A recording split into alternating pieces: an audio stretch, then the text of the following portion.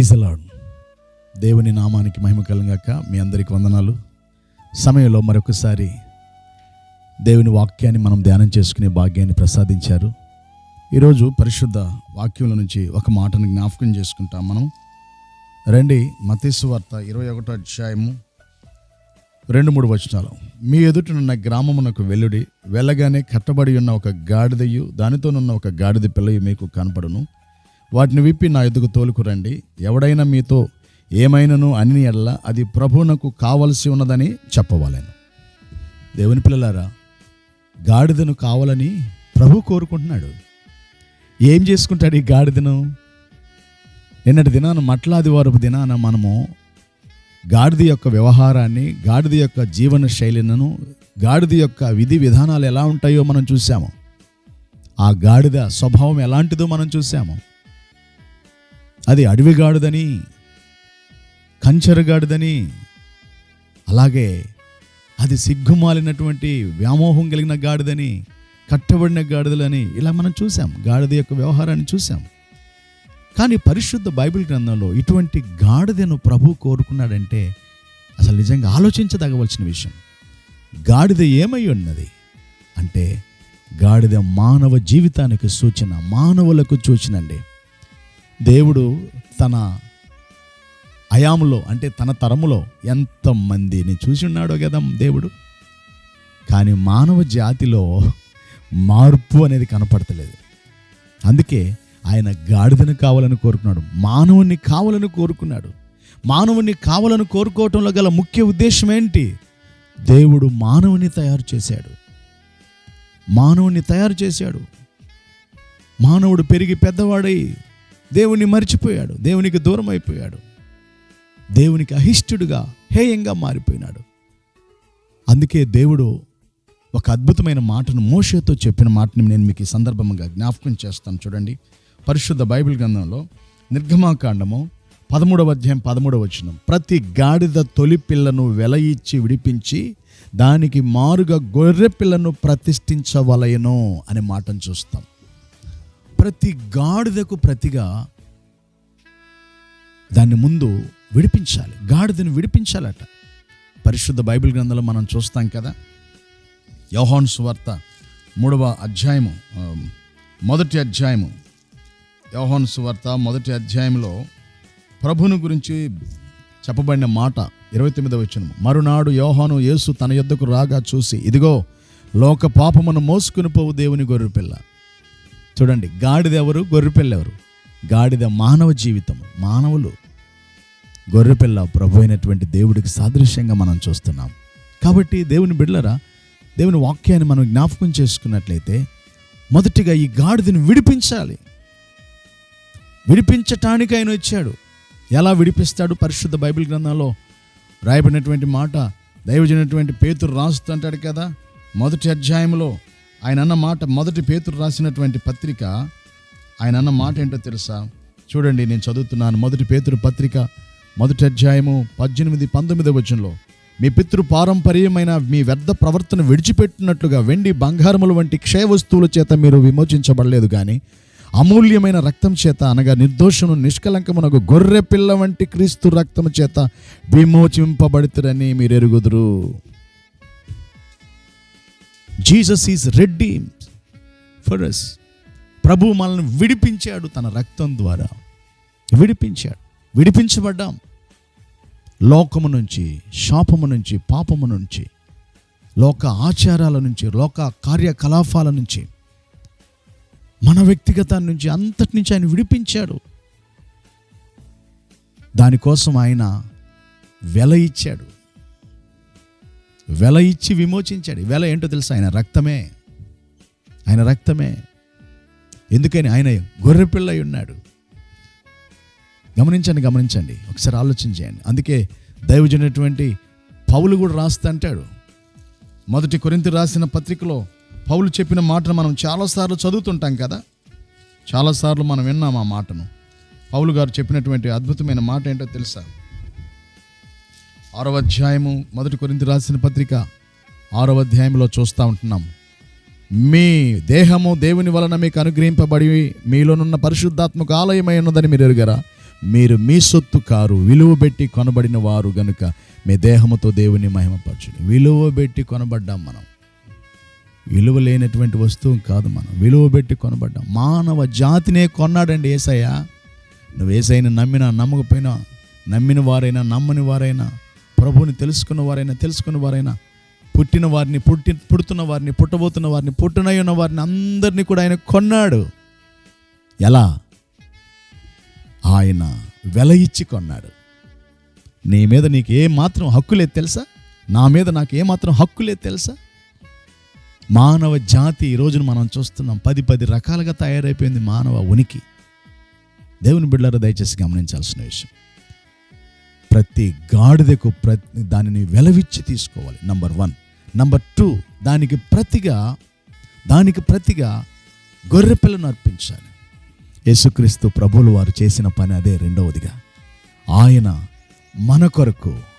మన కొరకు కల్వరి శిలువలో అర్పించబడ్డాడు, ప్రతిష్ఠించబడ్డాడు. ఎప్పుడైనా మన ఆత్మీయ జీవితంలో మనం ఎప్పుడైనా ప్రభుకి ప్రతిష్ఠులుగా బ్రతుకుతున్నామా? దేవుని కొరకైనటువంటి వైరాగ్యం కలిగి జీవించగలుగుతున్నామా? ఒకసారి మీరు ఆలోచించేయండి. ఇంత చేసిన యేసయ్య కొరకు మనం ఏం చేయగలుగుతున్నాము? రెండోదిగా గమనిస్తున్నాం,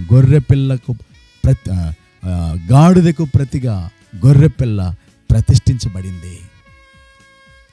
గమనించండి దేవుని పిల్లారా. అదే యోహాను భక్తుడు చెప్తున్నాడు, బాప్తిజమిచ్చి యోహాను, ఇదిగో లోక పాపాన్ని మోసుకుని పోవు దేవుని గొర్రెపిల్ల అన్నాడు. యేసయ్య గొర్రెపిల్ల. గొర్రె స్వభావం ఏంటో మీకు తెలుసు కదా, పరిశుద్ధ బైబిల్ గ్రంథం మనం చూస్తున్నాం.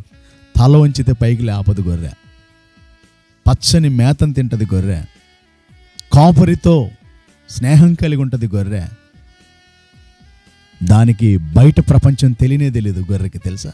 అందుకే మన వాళ్ళు చాలామంది మనల్ని ఈ యూట్యూబ్లో కొంతమంది మాట్లాడుతూ ఉంటారు, దేవుని పిల్లలందరూ కూడా గొర్రెల్లాంటి వారిని ఎటకారంగా మాట్లాడుతుంటారు. అవును, మనం గొర్రెలమే. గొర్రె కరవదు, గొర్రె అరవదు. గొర్రెను మీరు గొంతు పట్టుకో, అరవను కూడా అరవదు. యేసు ప్రభుని గురించి అదే రాయబడింది 53వ అధ్యాయం యెషయా గ్రంథంలో. ఆయన కేక వేయలేదు, ఆయన అరవలేదు, మాట్లాడలేదు. పరిశుద్ధమైనటువంటి దేవుని వాక్యంలో మనం చూస్తున్నాం. దేవుని బిడ్డలారా గమనించాల్సిన విషయం, గొర్రె స్వభావం. యేసయ్య గొర్రెలాగా ఉన్నాడు, కానీ ఆయన కొదమసింహమై వస్తాడు, అది నెక్స్ట్ టాప్. కానీ మొదటి రాకలు ఆయన గొర్రె పిల్లగా వచ్చాడు. తాను ప్రతిష్ఠించుకున్నాడు, నీ కోసం, నా కోసం, మన కోసం. మనం ఏ కులమైనా, ఏ మతమైనా, ఏ జాతి అయినా, ఏ దేశమైనా, ఎక్కడి వారమైనా, మనం కాదండి. ఉంటే ఉన్నట్టుగా మాట్లాడతాం, లేకపోతే లేనట్టుగా మాట్లాడతాం. ఆయన అలా కాదు. ఆయన లోకాన్ని అందరినీ ప్రేమించాడు. దేవుడు లోకమును ఎంతో ప్రేమించాడు, కాగా తన అద్వితీయ కుమారునిగా పుట్టిన వానిందు విశ్వాసముంచు ప్రతి వాడు నశింపక నిత్య జీవం పొందినట్లు దేవుడు ఆయన అనుగ్రహించాడు. గొర్రెపిల్లను ప్రతిష్ఠించాడండి, ప్రతిష్ఠించబడ్డాడు గొర్రెపిల్లగా. ఈరోజు దేవుని బిడ్డలమైన మనమందరం కూడా ఈ విషయాన్ని గమనించాలి. మూడో మాట చెప్పి నేను ముగిస్తాను. ఒకటి, ఆయన విమోచించాడు. 2, ఆయన ప్రతిష్ఠించుకున్నాడు. 3, ఆయన మనలను కావాలని కోరుకున్నాడు. అదే మాట రాస్తున్నాడు, మీరు వెళ్ళి ఆ గాడిదని తీసుకురండి, అది నాకు కావాలి. ప్రభువుకి కావాలని కోరుకున్నాడండి. నువ్వెవరివో నేనెవరినో ప్రభు చూడట్లేదు, కానీ మనల్ని కోరుకున్నాడు ప్రభు. మనం ఏం చేస్తాము? ఎవరితోనైనా సహవాసం చేస్తే, ఎవరితోనైనా స్నేహం చేస్తే, ఎవరితోనైనా మాట్లాడితే కొన్ని రోజులు మాట్లాడతాం, కొన్ని రోజులు మాట్లాడడం, కొన్ని రోజులు స్నేహం చేస్తాం, కొన్ని రోజులు స్నేహం చేయం. నాకు కూడా 50 సంవత్సరాలు వచ్చింది, నేను చూస్తున్నాను. సమాజం అంటే నాకు బాగా తెలుసు. 19 దేశాలు దేవుడు తిప్పాడు. ఇండియా, భారతదేశం అనేక చోట్లకు ప్రభు నన్ను తీసుకెళ్ళాడు. నాకు కష్టం తెలుసు, నష్టం తెలుసు. తిన్న రోజులున్నాయి, తినని రోజులున్నాయి, ఉన్న రోజులున్నాయి, లేని రోజులున్నాయి, నిద్ర లేని రోజులున్నాయి, ఎన్నో బాధలున్నాయి, కష్టాలున్నాయి, శ్రమలున్నాయి, దుఃఖములున్నాయి. సేవలోకి వచ్చిన తర్వాత కూడా మరి ఎక్కువగా. అయినప్పటికీ దైవజనుల కంటే వాక్యాన్ని పోల్చుకున్నప్పుడు, వాక్యాన్ని ముందు పెట్టుకున్నప్పుడు ఇవన్నీ ఎనతగినవి కావు. కాబట్టి దేవుని బిడ్డలారా, ప్రభువుకు కావాలి. మనము ప్రభువుకి ఎందుకు? ప్రభు ఏం చేసుకుంటాడు? తనతో నిత్యం ఉండటానికి నిత్య నిబంధన ప్రభుతో మనల్ని చేసుకున్నాడు. పనికిరాని ఈ గాడిదను, అడవి గాడిదను అయిన నన్ను, కంచరి గాడిదనైన నన్ను, నిన్ను, అడవి గాడిదనైన నన్ను, నిన్ను ఓ దేవుని బిడ్డలారా, పనికి మాలిన, సిగ్గు మాలినటువంటి, మోహము కలిగినటువంటి, చూసిన ప్రతి దాన్ని మోహించి, ఈ రోజుల్లో చూడండి దేవుని పిల్లలు చాలామంది దేవుని నమ్ముకున్నామంటారు, కానీ లోకం మీద మనసు చావదు, మోహము చావదు. రకరకాలైనటువంటి ఆహ్లాదాలకి గురైపోయి వ్యామోహము, మోహపు స్థితి, అది నా గాడిద స్వభావం అని చెప్తుంది వాక్యం. దేవుని బిడ్డలారా, దయచేసి గమనించండి. చాలామంది మనం చూస్తాం, దేవుని నమ్ముకుంటారు, కొంతకాలము మందు మానేసామంటారు, తర్వాత మరలా మందు ప్రారంభిస్తారు. కొన్నిసార్లు మనం చూస్తాం, సినిమాలు మానేసామంటారు, సినిమాలు చూస్తూనే ఉంటారు, సీరియల్స్ చూస్తూనే ఉంటారు, షికార్లు చేస్తూనే ఉంటారు. వీళ్ళకి ఎవరు అడ్డు ఆపు లేరండి దేవుని బిడ్డలారా. ఈరోజు నేను అనేక సంఘాలకు నేను వెళ్తున్నాను, అనేక సంఘాలలో జరుగుతున్న సమాచారాన్ని నేను చూసినప్పుడు ఏడుస్తాను, బాధపడతాను, దుఃఖపడతాను. ప్రభువా, అప్పుడు ప్రవక్తలు మాకు గుర్తు చేస్తాడు పరిశుద్ధాత్మ దేవుడు. ప్రవక్తలు వారి యొక్క సాక్రిఫైనెస్, వాళ్ళ యొక్క ఆ విధానం మాకు జ్ఞాపకం చేసినప్పుడు మరలా మేము ధైర్యపరచబడతాం తెలుసా, మరలా మేము బలపరచబడతాం తెలుసా. సేవ చేస్తున్నటువంటి ప్రభువా, ఏంటి ఈ సంఘాలు ఇట్లా ఉన్నాయి, ఏంటి ప్రభు ఈ సంఘంలో పరిస్థితులు ఇలా ఉంటున్నాయి, ప్రజలు ఎందుకు ఇలా ఉంటున్నారు. అవును దేవుని బిడ్డలారా, ఇవన్నీ కూడా మనం జ్ఞాపకం చేసుకున్నట్లయితే దేవుని వాక్యం అంటుంది, ఆయన మనలను తనకు కావాలని కోరుకున్నారన్న సంగతిని మర్చిపోవటమే అయ్యింది. మొదటిగా ఆయన మనల్ని విమోచించాడు, వెల ఇచ్చే గాడిదకు ప్రతిగా, మనకు ప్రతిగా ఆయన వెల చెల్లించాడు. రెండవది, మన స్థానంలో ఆయన ప్రతిష్ఠించబడ్డాడు. నేను చేసిన తప్పుకి, నేను చేసిన నేరానికి, నేను చేసిన శిక్షకు, అవమానానికి, అపకీర్తికి నాకు రావాల్సిన ఆ శిక్ష ప్రభు మీద వేసుకున్నాడు. కాబట్టి దేవుని పిల్లలారా, ఆయన గొర్రెపిల్ల ప్రూఫ్ చేశాడు వాక్యంలో. గొర్రెపిల్ల ప్రతిష్ఠించబడాలని. ఎవరికోసమైనా నువ్వేదైనా మరి నువ్వు పూట పడతావా? ఎవరైనా ఒక తప్పు చేశారు, అతన్ని కొడుతుంటే ఆ స్థానంలో నన్ను కొట్టండి అని వెళ్ళగలవా? నేను వెళ్ళగలనా? చేయగలమా? అదేండి నిజమైనటువంటి దైవికత. అదేంటి దేవుని బిడ్డలకి నిజంగా ఉండవలసిన గొప్ప లక్షణం, గమనించాల్సినటువంటి విషయం. కాబట్టి మూడవదిగా, ప్రభువుకు కావాలని కోరుకు. ప్రభువు మనల్ని కోరుకున్నాడు, ఎన్నుకున్నాడు. మన స్థితిగతి ఏంటో తెలుసా? మన స్థితిగతి ఏంటో చాలాసార్లు నేను ఈ మాటలు చదువుతున్నప్పుడు నాకు గుర్తొస్తుంది. 1 కొరింథీ రాసిన పత్రికలో పౌలు అన్నటువంటి మాటను చదువుకుని ప్రార్థన చేసుకుంటాం. చూడండి దయచేసి. 1 కొరింథీలు రాసిన పత్రికలో దైవజనుడైనటువంటి పౌలు చెప్తున్నాడు, కొరింథీలతో మాట్లాడుతున్నాడు. కొరింథీలు మామూలు ప్రజలు కాదండి. కొరింథీలు అనేవాళ్ళు చాలా భయంకరమైన వాళ్ళు. కొరింథీలు అలాంటి వారితో ఆయన మాట్లాడుతున్న మాట ఏంటో తెలుసా? చూడండి దయచేసి. 1 అధ్యాయము కొరింథీ రాసిన పత్రిక 26వ వచనంలో, సహోదరులారా, మిమ్మల్ని పిలిచిన పిలుపు చూడుడి. మీలో లోకరీతిని గనులైనను గొప్ప వంశపు వారినైనా అనేకులు పిలవలేదు, కానీ ఏ శరీరయు దేవుని ఎదుట అతిశయింపకున్నట్లు జ్ఞానులను సిగ్గుపరచుటకు లోకములో నుండి వెర్రి వారిని దేవుడు ఏర్పరచుకుని ఉన్నాడు. బలవంతులైన వారిని సిగ్గుపరచుటకు లోకములో బలహీనులైన వారిని దేవుడు ఏర్పరచుకొని ఉన్నాడు. ఎన్నికైన వారిని వ్యర్థం చేయుటకు లోకములో నీచులైన వారిని, తృణీకరించబడిన వారిని, ఎన్నిక లేని వారిని దేవుడు ఏర్పరచుకొని ఉన్నాడు. అయితే ఆయన మూలముగా మీరు క్రీస్తు యేసునందున్నారు. అతిశయించువాడు ప్రభువునందే అతిశయించాలి అని రాయబడింది. నెరవేరినట్లు దేవుని మూలముగా ఆయన మనకు జ్ఞానము, నీతి, పరిశుద్ధత, విమోచన అయినాడు. ఎవ్వరం కూడా మనం అతిశయించాల్సి, ఆయన ఏర్పరచుకున్నాడు, కావాలని కోరుకున్నాడు. ఎంత గొప్ప ఆశ్చర్యం కదా! ఈ పనికిరాని గాడిదను ఆయన కావాలని కోరుకున్నాడు. ప్రభువునకు కావలసినటువంటి ఆ విధానం మనం ఉంటే ఎంత బాగుంటుంది దేవుని బిడ్డలారా. కనుక ప్రభువు మన కోసం, ఇదిగో ఆయన గాడిదలమైన మన కోసం ఆయన వెల ఇచ్చాడు. నంబర్ 1. నంబర్ 2, గాడిదలమైన మన కోసం ఆయన గొర్రెపిల్లగా ప్రతిష్ఠించబడ్డాడు. నంబర్ 3, గాడిదలమైన మన కోసం మనలను ఆయన కావాలని ఏర్పరచుకున్నాడు. ప్రభు దగ్గరికి వస్తావా? ఏమైనా పొరపాట్లు, ప్రతి మనిషిలో పొరపాట్లు ఉంటాయి. ఉండవు అనే మనుషుడు ఏ ఒక్కరు లేదు తెలుసా? There is no perfect mans and womens, humans అంతట్లో కూడా. కానీ ప్రభు దగ్గరికి వచ్చి, ప్రభువా నా బలహీనతలను క్షమించు, నీ బిడ్డగా నన్ను నిలబెట్టుకో, నీ కొరకు నేను జీవిస్తాను అనే తీర్మానం చేసుకుంటే ఎంత బాగుంటుంది కదా. ప్రార్థన చేసుకుందాం. తండ్రి, మీ కృతజ్ఞతలు వందనాలు చెల్లిస్తున్నాం.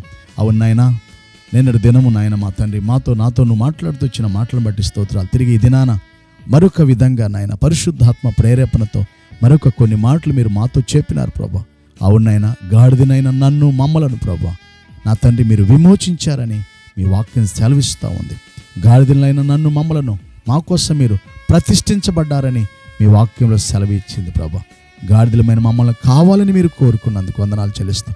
మీ ఎదుట మేము నాయన ఏర్పరచబడిన వారిగా మీ సన్నిధిలో మీరు కోరుకున్న వారిగా మేము కొనసాగే భాగ్యం దయచేయమని, మా కొరకు మీరు చేసిన ఈ గొప్ప కార్యాన్ని బట్టి కృతజ్ఞతలు చెల్లించుకుంటూ మా మటుకు మీకు వందనాలు, స్తోత్రాలు, స్తుతులు, ప్రణతులు, నమస్కారాలు చెల్లిస్తూ నీ మాటలు విన్న నీ కుమారులను కుమార్తెలందరినీ కూడా మీ బిడలుగా ఏర్పరచుకున్నారన్న సత్యాన్ని తెలుసుకుని నీ కొరకు నాయన మీరిచ్చిన వెలను గుర్తిస్తూ మీరు ప్రతిష్ఠించబడ్డ ఆ ప్రతిష్ఠితను జ్ఞాపకం చేసుకుని మీరు ఏర్పాటు చేసుకున్న ఆ ఏర్పాటును జ్ఞాపకం చేసుకుని కొనసాగే భాగ్యం దయచేయమని యేసు పరిశుద్ధ నామములో ప్రార్థించి వేడుకుంటున్నాం తండ్రి. Amen, amen. దేవుని బిడ్డలారా, మీ అందరికి వందనాలు. మరి వాక్యాలన్నీ కూడా మీరు చూస్తున్నారు. అందరికి సబ్స్క్రైబ్ చేయండి, అందరూ కూడా షేర్ చేయండి, బెల్ ఐకాన్ చేయండి, అనేకులకు ఈ మాటలు చెప్పండి, లైక్ చేయండి. ప్రేమ గల దేవుని బిడ్డలారా, మరి ఇవి మేమేదో మా పేరును లేకపోతే గొప్ప చేసుకోవాలని కాదు, కానీ దేవుడిచ్చిన ఈ జీవితంలో, ఈ శేష జీవితంలో ప్రభు ఇచ్చిన చిన్న పరిచర్యను ప్రభువు ముందు పెట్టి కొనసాగించడం జరుగుతూ ఉంది. మా కొరకు నువ్వు ప్రార్థన చేయండి, మీ కొరకు ప్రార్థన చేస్తాం. రండి, మనం అందరం కలిసి ప్రభుని గణపరుస్తాం, ప్రభుని మహిమపరచుదాం, కీర్తించి ఆరాధించుదాం. God bless you. అందరికి వందనాలు.